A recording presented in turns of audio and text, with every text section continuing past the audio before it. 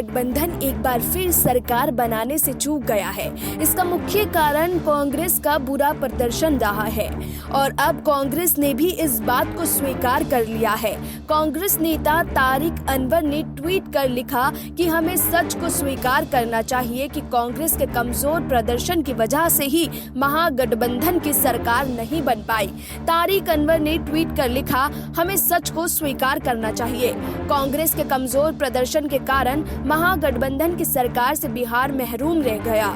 कांग्रेस को इस विषय पर आत्मचिंतन करना जरूरी है कि उससे कहां चूक हुई।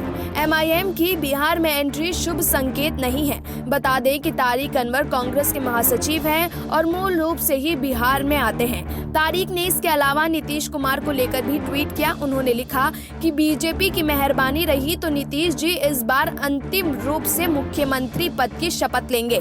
देखते हैं बकरे की मां कब तक खैर मनाएगी। तारिक अनवर ने कहा कि कांग्रेस की सीमांचल क्षेत्र में ओवैसी की ताकत को कम आंकना एक गलती थी।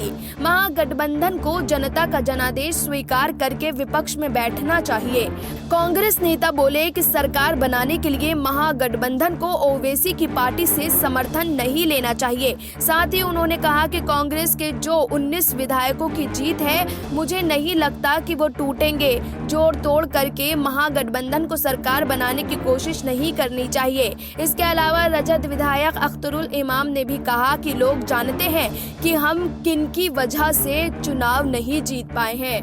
गौरतलब है कि इस बार बिहार में कांग्रेस को सिर्फ 19 विधानसभा सीट पर ही जीत मिली है, जबकि कांग्रेस ने 70 सीटों पर चुनाव लड़ा था। कांग्रेस का जीत प्रतिशत 30% से भी कम रहा है, जबकि कांग्रेस का वोट प्रतिशत 10% से कम ही रहा है। महागठबंधन में रजत को 74 सीटें मिली हैं, जबकि लेफ्ट पार्टियों ने 14 सीटों पर जीत हासिल की है। ऐसे में महागठबंधन को लेकर लगातार राजनीतिक विश्लेषकों ने सवाल खड़े किए हैं और कांग्रेस के बुरे प्रदर्शन पर निशाना साधा है।